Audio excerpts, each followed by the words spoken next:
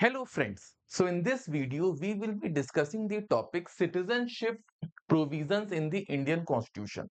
तो इसके पहले के वीडियो में we have discussed Article 1, Article 2 and 3 and Article 4. तो ये चारों आर्टिकल आपका पार्ट 1 है, ठीक है, which deals with union and its territories. Okay. Now this part 2 जो अभी हम लोग डील करने वाले हैं, this deals with the citizenship.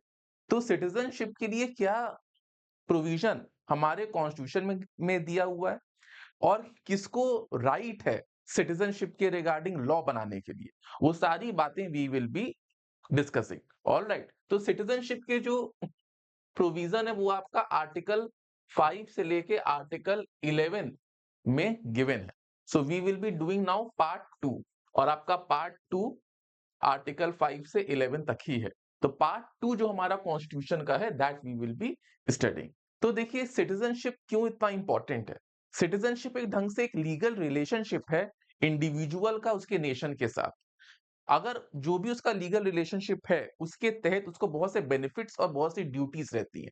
Benefits जैसे कि right to vote, fundamental rights, बहुत से ऐसे फंडामेंटल राइट्स हैं जो सिर्फ सिटीजन्स के लिए होती हैं, जैसे कि educational rights, minorities rights, public employment के लिए जो राइट है, freedom of speech and expression, right to life, ये सब आपका सिटीजन के लिए, ठीक है। तो कुछ राइट्स ऐसे हैं जो कि आपका सबके लिए होता है, जैसे राइट टू इक्वालिटी आर्टिकल 14 वो सबके लिए है, ठीक है। तो मैक्सिमम फंडामेंटल राइट्स भी सिटीजन्स के लिए हैं। तो सिटीजनशिप ये जो एक लीगल रिलेशन आप एक इंडिविजुअल का उसकी कंट्री के साथ होता है, उसके तहत उसको right to vote, right to contest for election और ये सब फंडामेंटल राइट्स भी मिलते हैं। तो क्या क्या पैरामीटर्स होंगे जिससे आप किसी इंडिविजुअल को उस कंट्री का सिटीजनशिप सिटीजन बोलोगे, ठीक है। तो सबसे पहला तो देखिए इसमें दो तीन कॉन्सेप्ट है। Just soli right of the soil, जो भी इंसान अगर इंडिया में बर्थ लिया है तो on the basis of birth हम उसे सिटीजन बोलते हैं, ठीक है। Regardless of nationality of the parents, parents की नेशनैलिटी जस्ट सोली प्रिंसिपल में नहीं देखी जाती है। राइट ऑफ सॉइल, जहां पे जो इंसान बर्थ लिया वो वहां का सिटीजन है। जस्ट सैंग्विन्स, इसमें क्या है, सिटीजनशिप ग्रांट किया जाता है on the basis of nationality of either of the parents और बोथ द पेरेंट्स। तो आपके पेरेंट्स की नेशनैलिटी क्या है उसके बेसिस में जस्ट सैंग्विन प्रिंसिपल से सिटीजनशिप मिलती है। तो ये तो बेसिक दो आपके प्रिंसिपल्स हैं जिसके बेसिस पे सिटीजनशिप दी जाती है, just soli and jus sanguinis. Alright, अब इंडियन कॉन्स्टिट्यूशन में क्या क्या है, क्या क्या प्रोविजन है that we will be study. जैसा मैंने बताया आर्टिकल 5 से 11 डील्स विद द सिटीजनशिप, ठीक है। तो आर्टिकल 5 जो होता है वो सिटीजनशिप देता है बाय डोमिसाइल। अगर कोई इंडिया में जब कॉन्स्टिट्यूशन बना, कमेंसमेंट ऑफ द कॉन्स्टिट्यूशन के टाइम पे कोई इंडिया में रह रहा है तो उसे कॉन्स्टिट्यूशन ने सिटीजनशिप ऑटोमेटिकली ग्रांट करी है। तो article 5 is talking about citizenship by domicile. अब इसमें क्या क्या कंडीशंस फुलफिल होनी चाहिए। सबसे पहला, उस पर्सन को इंडिया में जब संविधान बना, संविधान का जब कमेंसमेंट हुआ उस समय उसको डोमिसाइल होना चाहिए इंडिया में। डोमिसाइल मतलब क्या, कि आप इंडिया में रह रहे हो। रेसिडेंसी सिर्फ इंपॉर्टेंट नहीं है, domicile means residence coupled with intention to live indefinitely at that place. तो रेसिडेंस के साथ साथ आपका इंटेंशन होना चाहिए कि आपको इंडिया में ही रहना है, ठीक है। तो सबसे पहला आर्टिकल 5 में सिटीजनशिप बाय डोमिसाइल अगर चाहिए तो सबसे पहला तो आपको जब संविधान लागू हुआ उस समय आपको इंडिया में डोमिसाइल होना चाहिए। सेकेंडली आपको कोई भी एक, इसके साथ ही साथ कोई भी एक कंडीशन इनमें से फुलफिल होना चाहिए। या तो आपका बर्थ इंडिया में हो, या कोई आपके पेरेंट्स इंडिया में बॉर्न हुए हो। यहाँ इंडिया मतलब जो गवर्नमेंट ऑफ इंडिया एक्ट 1935 में जो इंडिया है, जिसमें अनडिवाइडेड इंडिया है, क्योंकि अभी संविधान बना है तो बहुत से लोग जो पाकिस्तान अभी बना है पार्टीशन के बाद, उसके पहले तो वो इंडिया ही था, तो जो वहां भी बर्थ हुए होंगे वो भी इंडिया ही बोला जाएगा, अनडिवाइडेड इंडिया। तो यहाँ पे इंडिया का मतलब हुआ गवर्नमेंट ऑफ इंडिया एक्ट 1935 में जो इंडिया दिया हुआ है, ठीक है। तो या तो बॉर्न इन इंडिया है, या किसी उसके पेरेंट्स कोई एक इंडिया में बर्थ लिए, या वो ऑर्डिनरली रेसिडेंट है इंडिया में for 5 years before the constitution. इन तीनों में से कोई एक कंडीशन और सेकेंडली संविधान जब लागू हुआ तो वो डोमिसाइल होना चाहिए, उस समय इंडिया में ही रह रहा हो। तो अगर ये दोनों फुलफिल हो जाएगा तो आपको सिटीजनशिप बाय डोमिसाइल मिल जाएगा आर्टिकल 5 के तहत। जैसे ही संविधान में ही ये सब दिया हुआ है। सिटीजनशिप के लिए एक्ट तो अलग से बना ही है, बट जब अपना कॉन्स्टिट्यूशन इन्फोर्स हुआ उस समय सिटीजनशिप के रिगार्डिंग क्या क्या प्रोविजंस हैं जिसमें आपको ऑटोमेटिकली सिटीजनशिप मिल जाएगी वो दिया हुआ है। तो आर्टिकल 5 के तहत आपको मिल जाएगी which is citizenship by domicile. क्या चाहिए, जब भी आपका कॉन्स्टिट्यूशन कमेंस हुआ उस समय आप डोमिसाइल हो इंडिया में, आप इंडिया में रह रहे हो और आपका इंटेंशन हो इंडिया में रहने का, और साथ ही साथ या तो आपकी बर्थ इंडिया में हुई हो, अगर आपकी बर्थ इनमें से कोई भी एक कंडीशन, या आपकी बर्थ हुई हो या आपके कोई पेरेंट्स की बर्थ हुई हो, या फिर आप 5 साल जब कॉन्स्टिट्यूशन लागू हुआ उसके 5 साल पहले तक आप इंडिया में रह रहे थे। इन सारे कंडीशन में आपको सिटीजनशिप मिल जाएगी। ठीक है, ये आपका हो गया आर्टिकल 5 सिटीजनशिप बाय डोमिसाइल। अब आर्टिकल 6 क्या कहता है? आर्टिकल 6 उन लोगों को सिटीजनशिप दे रहा है जो पाकिस्तान से इंडिया आए। जब पार्टीशन हुआ तो पाकिस्तान से बहुत से लोग इंडिया आए। ठीक है, तब अब इनका क्या कहने का मतलब है? It provides Indian citizenship to migrants from Pakistan. इसमें एक कट ऑफ डेट दी गई है, जुलाई 19 1948। ठीक है, ठीक है। If he or either of his parents or grandparents were born in undivided India, तो जो भी पाकिस्तान से आए जुलाई 19 1948 से पहले या बाद, जो भी पाकिस्तान से इंडिया आए और उनके पेरेंट्स या ग्रैंड पेरेंट में से कोई भी इंडिया अनडिवाइडेड इंडिया में पैदा हुआ है तो उससे आपको सिटीजनशिप मिल जाएगी। ठीक है, लेकिन इसमें थोड़ा सा कंडीशन बस ये है कि जो जुलाई 19 1948 से पहले आए, जो पाकिस्तान से इंडिया जुलाई 19 1948 से पहले आए, उनको जब वो पाकिस्तान गए थे या पाकिस्तान में ही थे उस समय से उनको ऑर्डिनरी रेसिडेंट ऑफ इंडिया होना पड़ेगा। मतलब पाकिस्तान जाने से पहले, सॉरी मतलब पाकिस्तान में जब वो थे उस समय तो वो अनडिवाइडेड इंडिया था, तो अनडिवाइडेड इंडिया में वो वहां रह रहे थे। मतलब वो पाकिस्तान जो अभी पाकिस्तान बन गया है 1947 के बाद, उसके पहले वो वहीं रह रहे थे, क्योंकि उस समय तो पाकिस्तान था नहीं, वो तो अनडिवाइडेड इंडिया था।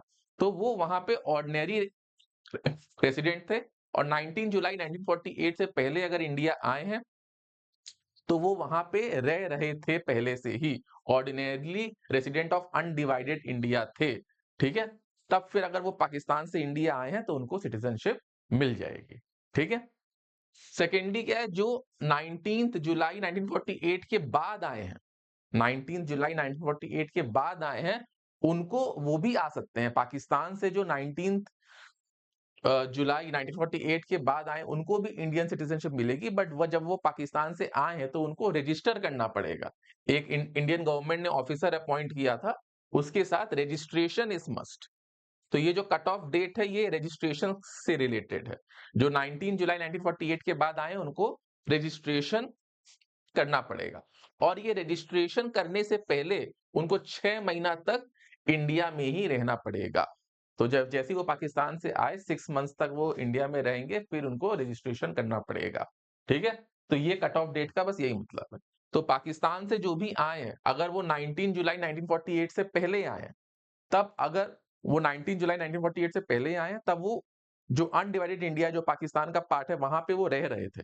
ठीक है, फिर वो अगर आए हैं वहां पे ऑर्डिनरी रेसिडेंट थे और वो 19 जुलाई 1948 से पहले आए हैं तो उनको ऑटोमेटिकली सिटीजनशिप मिल जाएगी। जो 19 जुलाई 1948 के बाद आए हैं उनको रजिस्ट्रेशन कराना पड़ेगा, उसके लिए उनको 6 मंथ्स तक इंडिया में ही रहना पड़ेगा। ठीक है, तो ये जो आर्टिकल 6 है it is basically providing citizenship to those people who have migrated from Pakistan to India। ठीक है, जो पाकिस्तान से इंडिया आए हैं। ठीक है, इसमें कंडीशन क्या है कि वो जो है या तो वो पैदा हुए हो अनडिवाइडेड इंडिया में, या उनके पेरेंट्स पैदा हुए हो, या उनके ग्रैंड पेरेंट्स पैदा हुए हो। इसमें भी ये सब कंडीशन है।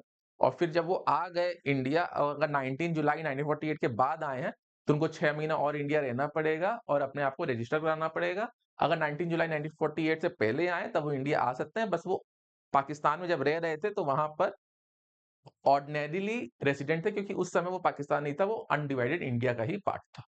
ठीक है, तो ये article 6 is dealing about citizenship of those who have migrated from Pakistan to India. Now article 7, article 7 is about right of citizenship of certain migrants to Pakistan. अब ये देखो क्या है ना, बहुत से लोग इंडिया से भी पाकिस्तान गए बट फिर वापस इंडिया आ गए, ये उनके लिए सिटीजनशिप की बातें कर रहा है। ठीक है, तो persons who migrated to Pakistan but later returned to India under a valid permit can be citizen। वो बस पाकिस्तान गए अपने किसी काम के वजह से, वापस फिर इंडिया आ गए, उनके पास वैलिड परमिट ऑफ रीसेटलमेंट भी है। ठीक है, तो those who migrated to Pakistan after 1 March 1947, मतलब पार्टीशन के बाद 1 मार्च 1947 के बाद पाकिस्तान गए लेकिन फिर इंडिया आ गए, but return to India under a permit of resettlement complied with the condition of article 6B। और आर्टिकल 6B का भी जो रजिस्ट्रेशन से रिलेटेड जो भी है कि 6 महीना पहले इंडिया रहना है, उसके बाद आपको रजिस्ट्रेशन करना पड़ेगा। मतलब आर्टिकल 7 क्या कह रहा है कि जो 1 मार्च 1947 के बाद पाकिस्तान गए और फिर वापस इंडिया आ गए, उनको भी सिटीजनशिप मिल जाएगी। बस उनको उनके पास 2 चीजें होनी चाहिए, सबसे पहला वैलिड परमिट ऑफ रीसेटलमेंट, और सेकेंडली उनको अपने आप को रजिस्टर कराना पड़ेगा जो कि आर्टिकल 6B में दिया हुआ है। ठीक है, तो ये आर्टिकल 7 हो गया। Then article 8। अब आर्टिकल 8 क्या है? Article 8 is giving citizenship to Indian origin person residing outside India. तो बेसिकली बहुत से लोग, जब हमारा संविधान बना था, वो फॉरेन कंट्री में रह रहे थे, तो उनको कैसे सिटीजनशिप दी जाए, तो उसके लिए बात हो रही है दिस। तो ये क्या है? ये पर्पस है granting citizenship to Indians living in foreign countries at the commencement of the constitution. ठीक है, तो ऐसे केसेस में अगर किसी भी इंडिविजुअल के, या तो वो इंडिविजुअल इंडिया में पैदा हुआ हो या उसके पेरेंट्स या ग्रैंड पेरेंट्स अनडिवाइडेड इंडिया में अगर पैदा हुए हैं, ठीक है, लेकिन अभी ये बंदा जो है देश के बाहर रह रहा है, तो ये इंडियन सिटीजनशिप ले सकता है। मान लो ये किस चीज के लिए, जब हमारा संविधान बना तो बहुत से ऐसे बच्चे होंगे जो कि इंडिया के बाहर रह रहे होंगे, लंदन रह रहे होंगे, अमेरिका रह रहे होंगे, कनाडा रह रहे होंगे, और उस समय हमारा संविधान लागू हो गया। अब क्योंकि वो वहां रह रहे हैं, इंडियन ओरिजिन के हैं, लेकिन उनको इंडिया की सिटीजनशिप चाहिए, so they can take that citizenship while staying there also. How? वो क्या, उनको क्या करना पड़ेगा? जिस भी देश में वो रह रहे हैं, वहां के इंडियन डिप्लोमेटिक रिप्रेजेंटेटिव से, उनकी एम्बेसी में जाके, जो इंडिया की एम्बेसी उस देश में है, अपने आप को, अपना मंशा दिखाना पड़ेगा कि हमें इंडियन सिटीजनशिप चाहिए, तो उन्हें इंडियन सिटीजनशिप मिल जाएगी। ठीक है, ये उन्हीं के लिए है जो या तो खुद इंडिया में पैदा हुए हों, अगर इंडिया में वो पैदा नहीं हुए तो उनके पेरेंट्स पैदा हुए हों या उनके ग्रैंड पेरेंट्स पैदा हुए हों। वो भले ही फॉरेन कंट्री में रह रहे हो, बट उनके अगर पेरेंट्स या ग्रैंड पेरेंट्स इंडिया में पैदा हुए हैं और उनको अगर मन है इंडियन सिटीजनशिप का, तो वो वहां की एम्बेसी में they can apply for Indian citizenship. ठीक है, जो वहां की इंडियन एम्बेसी होगी, अगर कनाडा में रह रहे हैं तो वहां की इंडियन एम्बेसी में, लंदन में रह रहे हैं तो वहां की इंडियन एम्बेसी में उनको अप्लाई करना पड़ेगा। ठीक है, तो ये article 8 is giving citizenship to Indian origin people. ठीक है, इंडियन ओरिजिन, इंडियन ओरिजिन अगर आपका है। All right, now article 9। Article 9 basically बात करता है कि इंडिया में dual citizenship is not allowed. Article 9 is talking about कि इंडिया में dual citizenship is not allowed. अगर कोई पर्सन वॉलेंटरली किसी और कंट्री की सिटीजनशिप लेता है तो वो इंडियन सिटीजनशिप नहीं कहलाएगा, इंडियन सिटीजन नहीं कहलाएगा, उसका इंडियन सिटीजनशिप ऑलरेडी टर्मिनेट हो जाएगा अगर जैसे ही उसने दूसरी कंट्री की सिटीजनशिप ली। So dual citizenship is not allowed. ठीक है, फिर आर्टिकल 9, ये इसीलिए आर्टिकल 9 कहता है dual citizen is not allowed, dual citizenship not allowed. ठीक है, ये अलाउड नहीं है। ऑलराइट, अब आर्टिकल 10। ठीक है, तो आर्टिकल 10 कहता है कि एक बार आप सिटीजन हो गए तो that citizen will continue until parliament make some special law. ठीक है, so continuance of rights of citizenship, every person considered a citizen under the constitution shall continue to be so, अगर कोई पार्लियामेंट ने law ना निकाला हो, कोई special law ना निकाला हो। ठीक है, तो ये आपका आर्टिकल 10 कहता है। Now this last article, article 11, it is also very important. अब ये आर्टिकल 11 कहता है कि सिटीजनशिप के लिए कुछ तो संविधान में ही प्रोविजन दे दिया गया, बट डिटेल्ड प्रोविजन या लॉ बनाने का राइट सिटीजनशिप के रिगार्डिंग सिर्फ और सिर्फ पार्लियामेंट के पास है। Parliament has only the right to make law on citizenship. सिर्फ पार्लियामेंट के पास राइट है सिटीजनशिप पे लॉ बनाने के लिए। ऑल राइट, ठीक है। अब इस जैसा कि मैंने बताया कि सिर्फ आर्टिकल 11 में सिर्फ पार्लियामेंट के पास राइट है सिटीजनशिप के लिए लॉ बनाने में। तो as per article 11 only parliament has right, only parliament has right to make the law, detailed law for citizenship in India. तो इसी आर्टिकल 11 के पावर के तहत पार्लियामेंट ने लॉ बनाया सिटीजनशिप एक्ट 1955। तो सिटीजनशिप एक्ट 1955 बेसिकली क्या कह रहा है दैट वी कैन सी। उसके पहले कुछ इंपॉर्टेंट पॉइंट्स हैं जो कि अभी तक हमने पढ़ा है। सबसे पहला, इंडिया में डुअल सिटीजनशिप नहीं है, there is no dual citizenship. Parliament has exclusive power, सिर्फ parliament can make law on citizenship, और उसी के तहत पार्लियामेंट ने लॉ बनाया। क्योंकि constitutional provisions are limited to citizenship at the time of commencement of the constitution. जब संविधान बना उसी समय के लिए वो बनाया गया है, ठीक है। तो ये लिमिटेड है। Subsequent laws are made by the parliament. तो पार्लियामेंट ने लॉ बनाया सिटीजनशिप एक्ट 1955 जो कि इनैक्ट हुआ था 30 दिसंबर 1955 को। तो इसमें देखिए 5 वे दिया है जिससे आप सिटीजन बन सकते हैं। सबसे पहला, by birth, bye decent, bye registration, bye naturalisation, ठीक है। तो अब ये क्या है देख लेते हैं। बाय बर्थ में क्या है, सेक्शन 3 कह रहा है अगर कोई भी 26 जनवरी 1950 बट 1 जुलाई 1987 से पहले इंडिया में बर्थ लिया है तो वो आपका सिटीजन कहलाएगा। ये कहीं ना कहीं जस्ट सोली का प्रिंसिपल लगा रहे हैं, ठीक है। Bye decent, anyone who was born on or after 26 January 1950 will be considered as Indian citizen if his father is also born in India, ठीक है। और अगर मान लो ये पर्सन इंडिया में पैदा नहीं हुआ है दिसंबर 10 1992, जो सेकंड पॉइंट है, दिसंबर 10 1992 के बाद कोई बच्चा मान लो लंदन पैदा हुआ या अमेरिका पैदा हुआ है बट उसके कोई एक पेरेंट्स इंडिया में पैदा सॉरी इंडियन नेशनैलिटी के हैं या इंडियन सिटीजन हैं, उस केस में उस बच्चे को भी इंडियन सिटीजनशिप मिल जाएगी। तो यहां पर जस्ट सैंग्विन का रूल लग रहा है on the basis of nationality of the parents. तो a person will receive citizenship if one of the parents, यहां पे फादर नहीं, if one of the parents are Indian citizens at the time of child's birth outside the nation on और after December 10 1992, ठीक है। दिसंबर 10 1992 के बाद। अब इसमें जो है ना पाकिस्तान बांग्लादेश को नहीं जोड़ा गया है, ठीक है। ऐसा नहीं कि कोई बांग्लादेश में पैदा हुआ हो और वो फिर इंडिया आ जाए क्योंकि उसके एक पेरेंट्स जो है वो इंडियन सिटीजन है, वो उन दोनों कंट्री को नहीं जोड़ा गया है, ठीक है। ये सब अमेंडमेंट के बाद माइग्रेशन, इलीगल माइग्रेशन को कम करने के लिए भी किया गया था, ठीक है। बाय रजिस्ट्रेशन, तो इसमें सिंपल सा अगर कोई इंडियन डिसेंट का है, ठीक है, मतलब सेकंड कैटेगरी को फुलफिल कर रहा है और 7 साल तक इंडिया में रहा है, then in that case he can go for registration. या फिर किसी ने अगर शादी किया है तो Indian citizen and lived for 7 years in India before applying for registration, they can also get. अब एक ये बहुत इंपॉर्टेंट है, बाय नेचुरलाइजेशन। इसमें आपका नेचुरलाइजेशन के वे से सोनिया गांधी, अदनान सामी, इन सबको इसी वे से सिटीजनशिप मिला है, ठीक है। इसमें क्या है, कोई इंडिया में अगर आया और ordinary resident in of India है फॉर 12 इयर्स, 12 साल से वो इंडिया में ही है, ठीक है, और उसने अपने देश का सिटीजनशिप रिलिंक्विश कर दिया है and he is a person of good character and knows one of the language given in the 8th schedule, तो उसे भी सिटीजनशिप मिल जाएगा। आपके फेमस एग्जांपल्स हो गए सोनिया गांधी, ये इटली का इनके पास था सिटीजनशिप, 1980s में उनको इंडियन सिटीजनशिप मिला।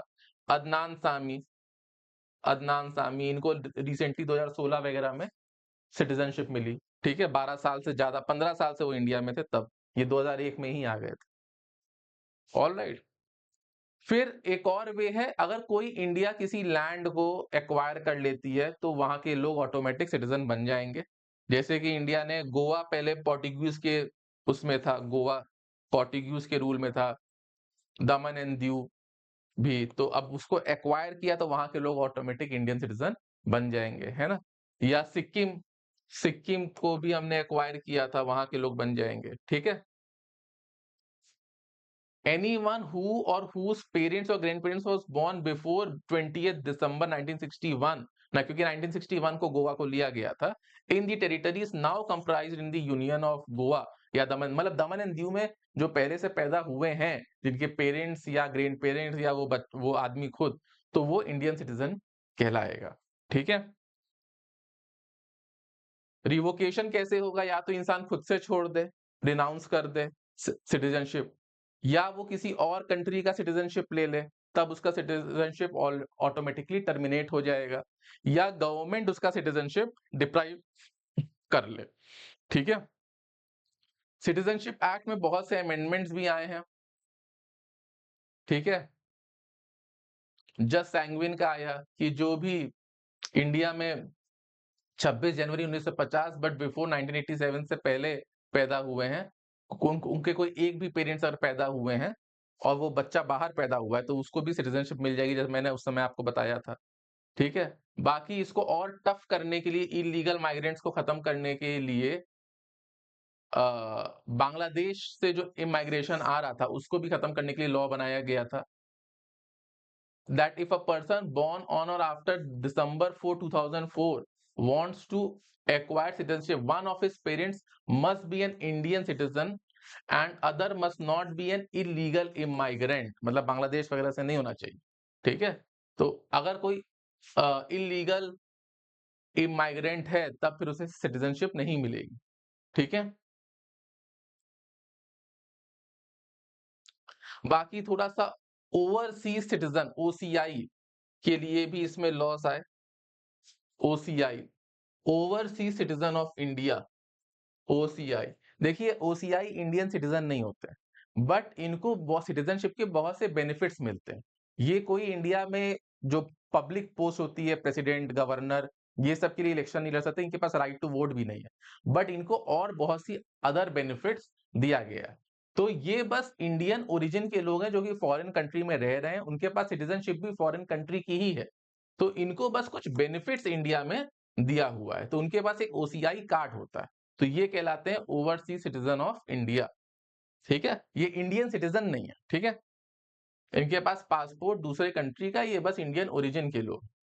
अभी एक रीसेंट अमेंडमेंट आया है, सिटीजनशिप अमेंडमेंट एक्ट 2019, सीएए जिसको कहा गया था, इसका प्रोटेस्ट भी बहुत हुआ था, कि कोई भी इंसान अगर हिंदू, सिख, बुद्धिस्ट, पारसी, जैन, क्रिश्चियन है और वो पाकिस्तान, बांग्लादेश और अफगानिस्तान से अगर आ रहा है, तो उससे हम इलीगल माइग्रेंट नहीं कहेंगे। तो ये बेसिकली इसमें बस मुस्लिम्स को छोड़ के सारी कंट्री को लिया, सारे धर्मों को लिया गया है। मुस्लिम्स को इसलिए नहीं लिया गया क्योंकि पाकिस्तान, बांग्लादेश और अफगानिस्तान एक मुस्लिम मेजॉरिटी कंट्री ही है। तो जो वहां पे माइनॉरिटीज हैं, हिंदू, सिख, बुद्धिस्ट, पारसी, जैन, क्रिश्चियन, अगर वो पाकिस्तान, बांग्लादेश और अफगानिस्तान से इंडिया आ रहे हैं, ठीक है, तो उनको जो है सिटीजनशिप आपको बाय वे ऑफ नेचुरलाइजेशन मिल जाएगी, अगर वो इंडिया में 5 साल के लिए रहते हैं। अगर वो इंडिया में 5 साल के लिए उनका रेसिडेंस है, तो अभी एग्जिस्टिंग लॉ के तहत 11 या 12 साल रहना पड़ेगा, बट इनको 5 साल में ही, मतलब इनके लिए काफी रिलैक्सेशन दे दी गई है, जो कि नॉन मुस्लिम्स हैं और बांग्लादेश, पाकिस्तान और अफगानिस्तान से इंडिया में आके रहना चाहते हैं, तो उनके लिए सुविधा बना दी गई है। तो Ashok Kumar, a Pakistani Hindu migrant, became the first to receive citizenship under CAA in Rajasthan. तो मई 2024 में उनको ये चीज मिली, ठीक है। और अभी तो बहुत से लोगों को मिल चुकी है जो गुजरात, एमपी, राजस्थान में रह रहे हैं, ठीक है। तो यही आपका बेसिकली सिटीजनशिप से रिगार्डिंग लॉ है, ठीक है। Article 5 to 11 is dealing with citizenship law in the constitution of India, जब हमारा कॉन्स्टिट्यूशन बना था, और आर्टिकल 11 पार्लियामेंट को पावर देता है कि वो लॉ बनाए, उसी के तहत सिटीजनशिप अमेंडमेंट एक्ट आया, जिसमें 5 वेज हैं, by birth, bye decent, bye naturalisation, या फिर कोई हमने फॉरेन लैंड एक्वायर करी हो, या बाय रजिस्ट्रेशन, ठीक है। तो ये आपका सिटीजनशिप के लिए जो भी प्रोविजंस था वो था। So thank you all.